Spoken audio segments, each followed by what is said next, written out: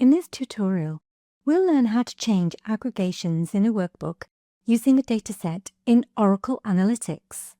As a workbook author, I want to change the aggregation on a workbook so that I can summarize my data in a different way. An aggregation combines data to summarize it. I have a workbook loaded with a dataset with order lines.